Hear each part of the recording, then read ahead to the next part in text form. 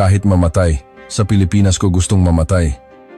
Ganyan na kalala ang sakit mo. Bakit ka mag-isang pupunta sa ganoon kalayong lugar? Ang babaeng Swiss na nagsabi ng mga salitang ito ay nakangiti ngayon ng buong ligaya sa mga kalsada ng Maynila. Siya, na sinentensyahan sa Switzerland na 1 taon na lang ang itatagal ng buhay, ay hindi pinakinggan ang pagtutol ng kanyang pamilya at mag-isang lumipad patungong Pilipinas para sa kanyang huling paglalakbay. Ayon sa medical team sa Switzerland, mayroon siyang degenerative brain disease na walang lunas. Ngunit ano ang nangyari matapos siyang bumagsak sa kalsada ng Maynila? Mula sa pagiging sinentensyahan ng kamatayan hanggang sa pagkakaroon ng bagong buhay, mula sa bingit ng kawalan ng pag-asa hanggang sa paghahanap ng tunay na pag-ibig, anong medikal na himala ang naranasan ni Aliana sa Pilipinas? Ngayon, sabay-sabay nating pakinggan ang totoong kwentong ito ng paglakad mula sa bingit ng kamatayan patungo sa isang masayang buhay. Ako si Aliana Weber. Ipinanganak at lumaki ako sa Geneva, Switzerland. Mula pagkabata, hindi na mapaghiwalay ang buhay ko at ang ballet. Sa edad na 7, unang beses kong sinuot ang aking ballet shoes. At mula noon, araw-araw na akong nasa practice room. Sabi ng mga guro ko, may talento raw ako. Pangarap din ng mga magulang ko na maging prima ballerina ako. Maging ang Ballet Philippines ay nagpakita na ng interes sa akin. Gigising ako ng 10 ng umaga para mag-ensayo at pagkatapos ng klase, mag-ensayo ulit. Habang naglalaro ang mga kaibigan ko sa labas, palagi akong nasa loob ng practice room. Kahit mahirap, hindi maipaliwanag ang saya na nararamdaman ko kapag sumasayaw sa entablado. Ang palakpakan ng mga manonood, ang bawat sandali sa ilalim ng mga ilaw iyon ang buong buhay ko. Ngunit sadyang mapaglaro ang tadhana, lahat ay maaaring magbago sa isang iglap. Sa edad na 18, habang nag-iensayo, malubha akong na-injure sa tuhod, ACL tear. Pagkatapos ng operasyon, malamig na sinabi sa akin ng doktor, hindi ka na makakasayaw tulad ng dati. Ang pangarap ko ng higit sa 10 taon ay biglang gumuho. Akala ko talaga katapusan na ng mundo. Isang buong buwan akong nagkulong sa kwarto at umiyak. Hindi rin alam ng mga magulang ko kung paano ako aaliwin. Isang araw, napulot ko ang isang fashion magazine at nakita ang larawan ng isang modelo na nakasuot ng ballet-inspired na damit. Ang ganda ng imahe ay yumanig sa akin. Bigla akong naisip, kahit hindi na ako makasayaw, kaya kong lumikha ng ganitong kagandahan, di ba? Kaya nagsimula akong mag-aral ng fashion design. Ang aking kaalaman sa galaw ng katawan at pagiging sensitibo sa kagandahan na nalinang sa ballet ay malaking tulong sa pagdidisenyo. Sa edad na 20, nagkaroon ako ng unang solo exhibit. Sa edad na 21 ko, sumali ako sa Paris Fashion Week. Nagsimulang kilalanin ng European fashion world ang aking mga gawa. Malaki ang naging inspirasyon ko mula sa kulturang Pilipino. Mula pagkabata, mahilig na ako sa OPM, Original Filipino Music. Ang kwarto ko ay puno ng mga poster ng mga Pilipinong mang-aawit tulad ng Ben at Sara Geronimo. Sabi ng mga kaibigan ko, dapat daw sa Pilipinas ipinanganak si Aliana. Adik ako sa panonood ng mga teleserye, bawat isa ay iniiyakan ko ng ilang araw, walang pinalampas. Nag-aral din ako ng Tagalog ng mag-isa at ngayon ay nakakapagsalita na ng simpleng pag-uusap. Super fan din ako ng pagkaing Pilipino. May ilang Filipino restaurant sa Geneva at suki ako doon. Sinigang, adobo, lechon, halo-halo, sisig. Tuwing kumakain ako ng pagkaing Pilipino, naiisip ko, isang araw, kailangan kong makapunta sa Pilipinas. Sabi ng mga kaibigan ko, para na raw akong Pilipino. Ngunit ang masayang araw-araw na ito ay biglang nagsimulang gumuho. Noong tagsibol ng nakaraang taon, nagsimula akong makaranas ng mga kakaibang sintomas. Sa una, maliliit na bagay lang. Habang nagdidisenyo, bigla akong nakakalimutan kung ano ang ginagawa ko o tuluyang nakakalimutan ang usapan namin ng kaibigan. Sa edad na 20, nagkaroon ako ng mga sintomas na parang sa demensya. Siguro stress lang ito, sabi ko sa sarili ko, kaya hindi ko pinansin. Ngunit lalong lumala ang mga sintomas.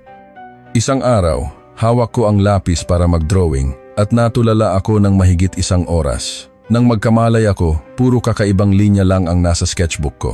Nakakatakot. Minsan, habang naglalakad, bigla kong hindi maalala kung nasaan ako o saan ako pupunta. Ang mas nakakagulat ay ang nangyari sa amin ng aking fiancé, si David. Si David ang aking first love. Nagsimula kaming mag-date noong 20 anyos ako. Akala ko siya na ang makakasama ko habang buhay. Matangkad siya, gwapo, nagtatrabaho sa bangko, isang perpektong lalaki na stable at maaasahan. Nang mag-propose siya sa akin noong nakaraang tag-araw, sobrang saya ko. Ngunit isang gabi, habang kumakain kami sa isang restaurant, bigla akong nanginig at bumagsak. May isip ninyo kung gaano siya nataranta. Malinaw pa rin sa isip ko ang itsura niya habang sumisigaw ng, "Aliana, Aliana!" at hinuyugyog ako. Agad siyang tumawag ng ambulansya at dinala ako sa ospital. At doon nagsimula ang tunay na bangungot. Hayaan ninyong ikwento ko ang realidad ng sistema ng kalusugan sa Switzerland. Kahit sa emergency room, hindi mo agad makikita ang isang espesyalista. Kailangan mo munang magpatingin sa isang family doctor na magre-refer sa iyo sa isang regional hospital at pagkatapos ay saka ka palang makakapag-schedule sa isang espesyalista sa isang university hospital. Naghintay ako ng 1 buwan at kalahati para lang makita ang isang neurologist. 1 buwan at kalahati. Sa panahong iyon, patuloy ang mga sintomas. Lalong lumalala ang memory loss at 2 hanggang 3 beses sa isang linggo akong inaatake. Laging dinadala ako ni David sa emergency pero paulit-ulit lang sinasabi ng mga doktor na kailangan kong magpatingin sa espesyalista. Ang mas nakakagulat ay ang gastos. Ang isang MRI scan ay nagkakahalaga ng 3,000 Swiss francs, katumbas ng mahigit 180,000 piso. Ang isang araw sa ospital ay 1,500 francs, halos 90,000 piso. Ang mga basic test tulad ng blood at urine test ay daan-daang francs din. At kahit ang emergency room, kailangan ng appointment. Paano kung may totoong emergency? Hindi ko maintindihan. Nang sa wakas ay makita ko ang neurologist, wala pang 5 minuto niya akong tiningnan at sinabing kailangan ng mas maraming test.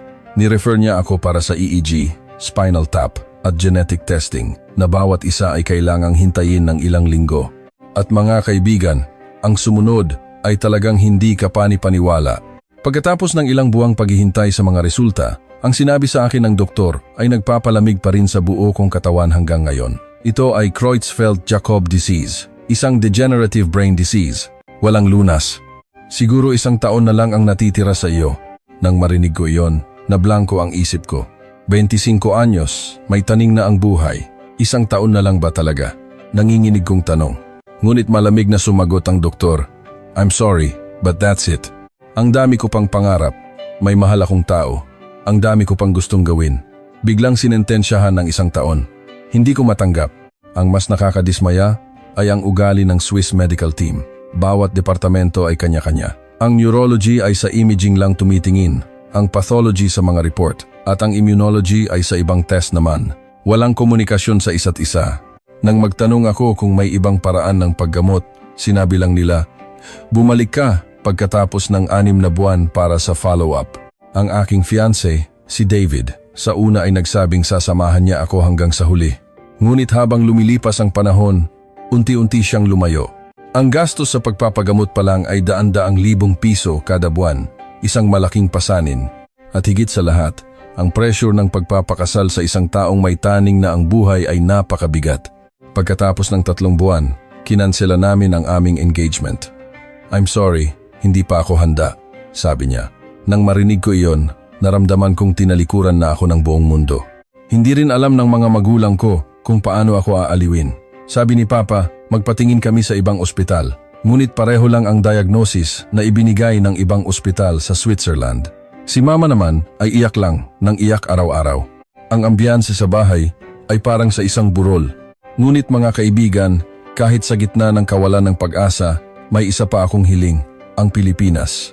Kung 1 taon na lang ang buhay ko, gusto kong gugulin ang huling sandali sa lugar na pinakagusto kong puntahan, ang Pilipinas na lagi kong pinapangarap.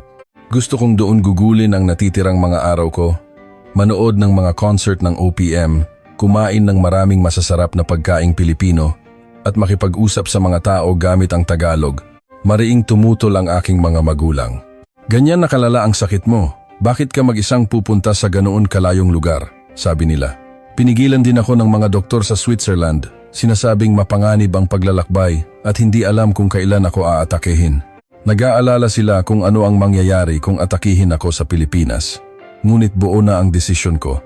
Kaysa maghintay ng kamatayan sa ospital, mas gugustuhin kong gugulin ang oras ko ng masaya sa pinapangarap kong Pilipinas.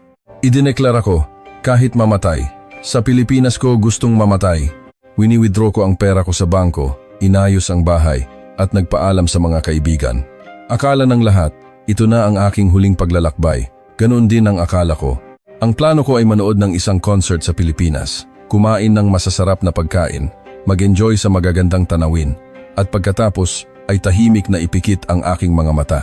Noong taglagas ng nakaraang taon, sakay ng eroplano patungong Maynila, dala ang isang malaking maleta. Sa loob ng 30 oras na biyahe, habang binabasa ang aking Tagalog phrasebook, naisip ko, gaano kadalas ko kayang magagamit ang mga ito. Noon, hindi ko inakala na sa Pilipinas ko matatagpuan ang pinakamalaking himala ng aking buhay. Pagdating ko sa Ninoy Aquino International Airport, NAIA, agad akong namangha.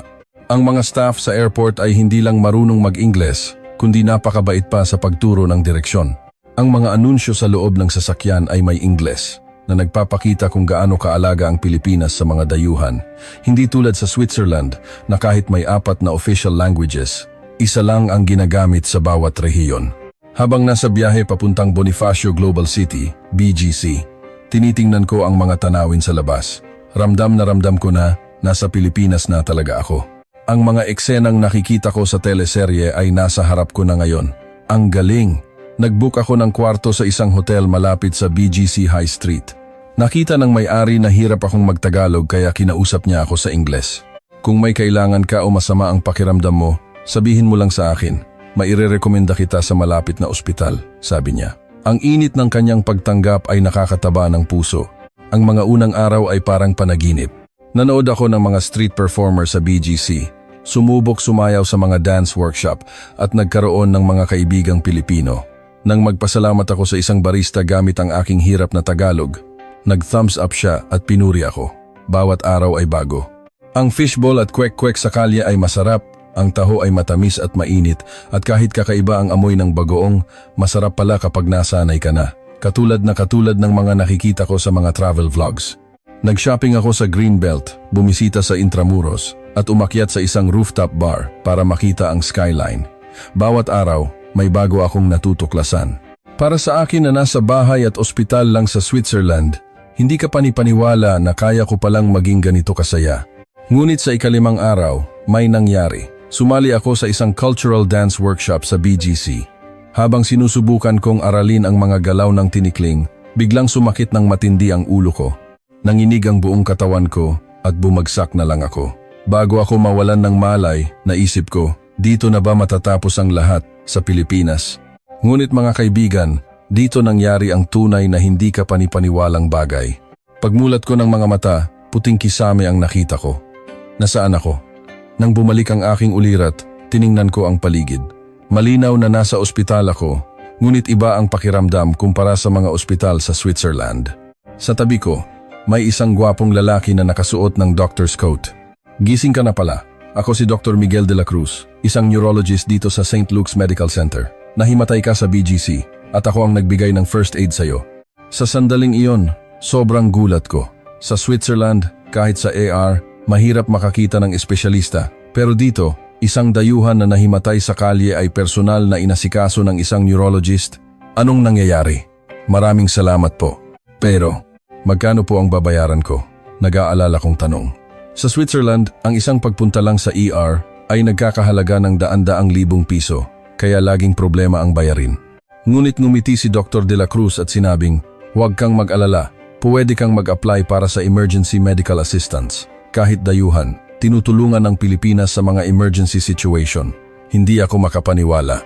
Sa Switzerland, kung wala kang insurance, mahirap makapasok kahit sa ER. Gagawan kita ng masusing pagsusuri ngayon din. Dito sa Pilipinas, 24 Falim 7, pwedeng magpa-CT scan o MRI, sabi niya. Lalo akong nagulat. Sa Switzerland, linggo o buwan ang hihintayin para sa MRI. Ngunit may mas nakakagulat pa. Sinabi ko sa kanya na na-diagnose ako sa Switzerland ng Creutzfeldt-Jakob disease. Biglang sumeryoso ang mukha ni Dr. De La Cruz. I doubt the accuracy of that diagnosis. Base sa nakikita ko, iba ang mga sintomas mo. Hindi ito mukhang degenerative disease. Sa loob ng 2 oras, tapos na ang lahat ng tests. Brain MRI, spinal fluid test, blood tests. Ang mga test na ito na inaabot ng buwan sa Switzerland ay natapos sa 1 araw lang dito. Grabe! Habang isinasagawa ang mga test, may nakakaantig na nangyari. Habang papunta ako sa MRI room, sinabi ni Dr. De La Cruz, ang AI diagnostic system ng ospital namin ay world class. Gagamitin natin ang pinaka-advanced na equipment para sa tamang diagnosis. AI diagnostic system? Ni hindi ko pa naririnig iyon sa Switzerland. Ganoon na ba ka-advanced ang teknolohiyang medikal sa Pilipinas? Habang naghihintay ng resulta, isang kamanghamanghang bagay ang nangyari. Isang matandang babae, isang lola, mula sa kabilang kwarto ang lumapit. "Ineng, mag-isa ka lang dito?" "Siguradong natatakot ka," sabi niya, sabay abot ng hiniwang mangga. "Lola, maraming salamat po. Pero bakit po kayo ganito kabait sa akin?" Tanong ko sa hirap kong Tagalog. Ngumiti si Lola. "Bisita ka sa aming bansa, kaya dapat alagaan ka namin, lalo na't may sakit ka." Maya-maya isang binata mula sa kabilang kwarto ang lumapit. "Nagluto po kasi ng sobrang daming adobo si Mama. Gusto niyo po bang tikman?" Sabi niya. Dala ang isang mangkok ng ulam at tinuruan pa ako kung paano gumamit ng kubyertos. Isa namang ginang ang nag-alok ng dala niyang laing. Sa Switzerland, hindi maiisip ang ganitong eksena, mga pasyente at pamilya na nagbabahaginan ng pagkain at nag-aalagaan sa isa't isa. "Bakit po ganito kabait ang mga Pilipino?" Tanong ko, na antig. "Ganyan po kami dito, may pakikipagkapwa-tao. Kapag may nagkakasakit, sama-sama kaming nag-aalala at nagpapasaya. Kultura na po namin yan." Ang mas nakakagulat ay ang medical team, si Dr. De La Cruz. Kahit tapos na ang oras ng trabaho, ay nandoon pa rin at naghihintay ng resulta ko. "Bakit po kayo nandito pa?" Tanong ko. "Nag-aalala ako sa pasyente ko. Natural lang na bisitahin ko siya para siguraduhin okay siya bago ako umuwi," sagot niya. "Ganoon din ang mga nurse. Kamusta na po kayo? Kumain na po ba kayo? Kung may kailangan po kayo, sabihin niyo lang. Para silang pamilya sa init ng kanilang pag-aalaga." Sa Switzerland, ang mga doktor ay nagtatrabaho lang sa office hours. Kung naka-leave ang doktor mo, mahirap makahanap ng kapalit. Pero dito, laging mayroong nandiyan para sa iyo. Sa wakas, lumabas na ang resulta. Dumating si Dr. De La Cruz na may ngiti sa labi. "Miss Weber, ang resulta ay napakaganda." "Ano yon?" Nagsimulang kumabog ang dibdib ko. Ang narinig kong diagnosis, ang tuluyang nagpabago sa buhay ko. Maling-mali ang diagnosis sa Switzerland. Ito ay isang treatable autoimmune encephalitis. Sinabi ito ni Dr. De La Cruz nang may buong kumpiyansa. Nang marinig ko iyon, parang umikot ang buong mundo ko.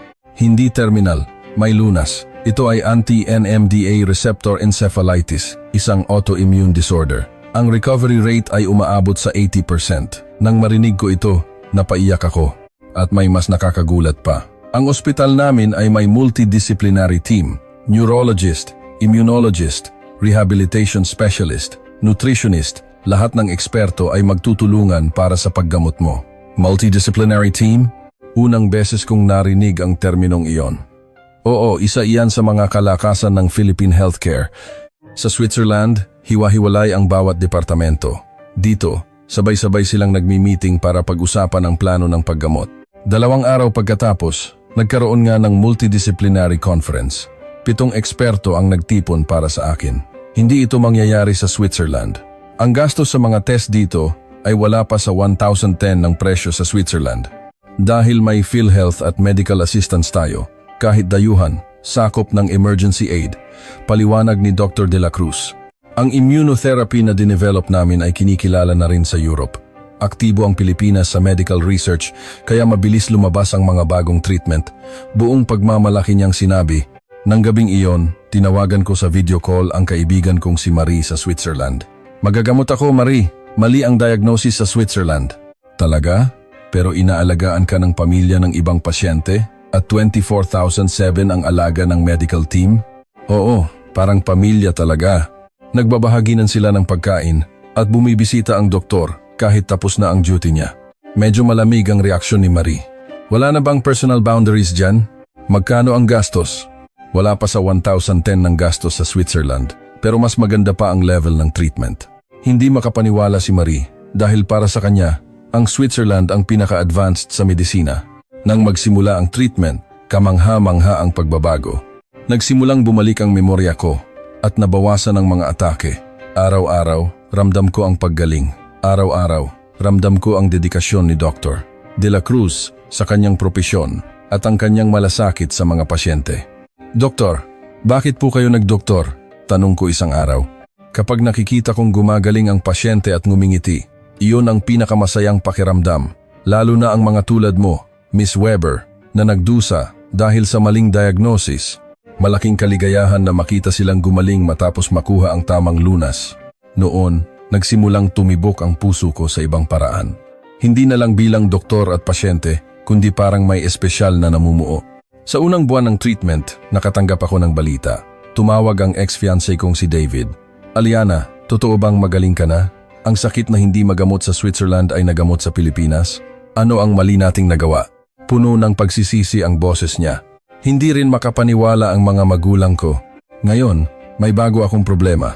Babalik ba ako sa Switzerland o magpapatuloy sa pagpapagamot sa Pilipinas? Mula sa medical standpoint, malinaw na mas maganda sa Pilipinas. Pero buo na ang puso ko. Hindi na ako babalik. Dito ako sa Pilipinas magpapagaling. Hindi lang dahil sa galing ng medisina, kundi dahil sa init ng pagtanggap at pakikipag-ugnayan na naranasan ko. Nang sabihin ko ito kay Dr. De La Cruz, tuwang-tuwa siya. Simulan mo ang bagong buhay mo dito sa Pilipinas. Tutulungan kita hanggang sa huli. Mula noon, nagsimula ang aking buhay sa Pilipinas. Hindi na bilang isang pasyente lang, kundi bilang isang taong nagsisimula ng panibagong buhay. Hindi ko alam kung paano babaguhin ng desisyong ito ang buhay ko o kung ano ang mangyayari sa amin ni Dr. De La Cruz. 2 buwan pagkatapos magsimula ang treatment, lalo akong gumaling. Ang mas nakakagulat ay ang maalagang pag-aalaga ni Dr. De La Cruz. Hindi lang ang pisikal na kalagayan ko ang inaalala niya, kundi pati ang mental health ko. Isang araw, may espesyal siyang mungkahi. Hindi sapat ang gamot lang, kailangan din ng healing ng kaluluwa. Gusto mo bang maranasan ang kultura ng Pilipinas para maiba naman ang pakiramdam mo? At doon nagsimula ang aming mga espesyal na healing dates. Una kaming pumunta sa isang maliit na kapihan sa loob ng Intramuros. Habang umiinom ng mainit na kapeng barako, tinitingnan namin ang tahimik na kalsada sa labas. Parang isang pinta. Walang ganitong kultura ng pagkakape at pagre-relax sa Switzerland, sabi ko. Iyan ang pilosopiya ng paggamot sa Pilipinas, sabi ni Dr. De La Cruz. Sabay na ginagamot ang isip at katawan. Ang pinaka hindi ko malilimutan ay ang pagpunta namin sa Tagaytay. Sa una, nag-aalala ako na baka atakihin ako. Pero sabi ni Dr. De La Cruz, nandito ako sa tabi mo.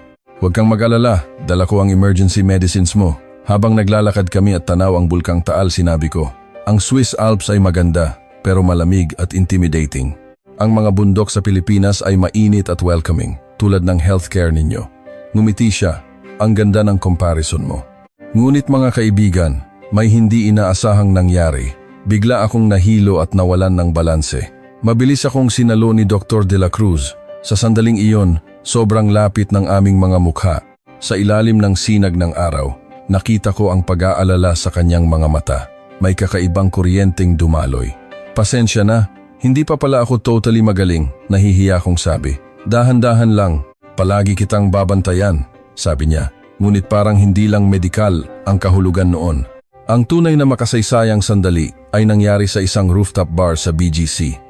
Takip-silim na. Habang pinagmamasdan namin ang mga ilaw ng syudad, ako na ang unang naglakas ng loob. Doc, may aaminin ako sa iyo. Gusto ko nang manirahan sa Pilipinas habang buhay. Kasama ka at kasama ang mainit na medical system na ito. Nagulat si Dr. De La Cruz.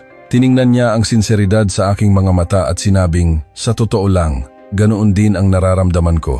Sa sandaling iyon, sa harap ng nagniningning na skyline ng Maynila, nagkatitigan kami at naramdaman ang isang espesyal na damdamin. Sa ika-6 na buwan ng pagpapagaling, lahat ng resulta ko ay bumalik sa normal. Malinis na ang brain MRE ko. Congratulations, Miss Weber. You are fully recovered.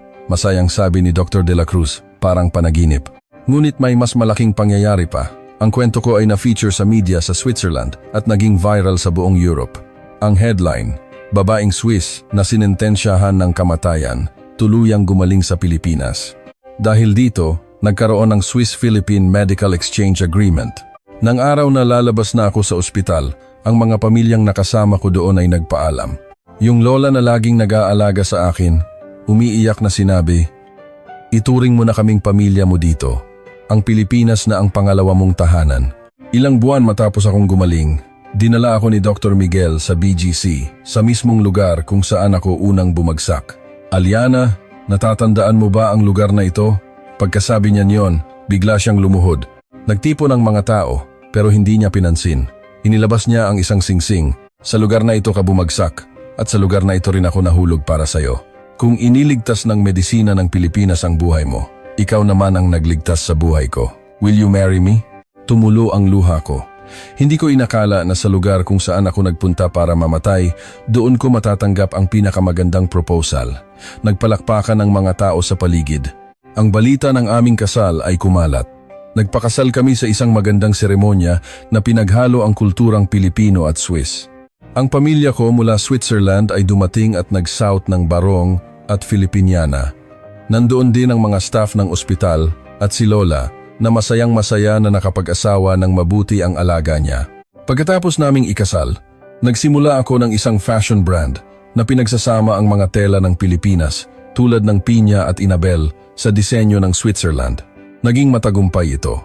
Naging global ambassador din ako para sa pag-promote ng kahusayan ng medisinang Pilipino. Maraming dayuhang pasyente ang nagsimulang pumunta sa Pilipinas dahil sa kwento ko. Itinatag namin ang Aliana Care Center, isang consultation center para sa mga dayuhang pasyente para tulungan sila sa kanilang mga pangangailangan. Makalipas ang 2 taon, itinatag namin ang isang foundation para maiwasan ang misdiagnosis sa buong mundo at ipalaganap ang multidisciplinary model ng Pilipinas. Pagkalipas ng 3 taon, isa pang himala ang dumating. Nabuntis ako. Isang malusog na bata na ipapanganak sa Pilipinas. Ang aming anak ay lalaki sa init ng pagmamahal ng Pilipinas. Ang sistema ng pangangalaga sa mga buntis dito ay napakaganda. Ngayon, habang pinagmamasdan ko ang St. Luke's Medical Center, naiisip ko, pumunta ako sa Pilipinas para maghintay ng kamatayan, ngunit natagpuan ko ang tunay na buhay, pag-ibig at isang misyon.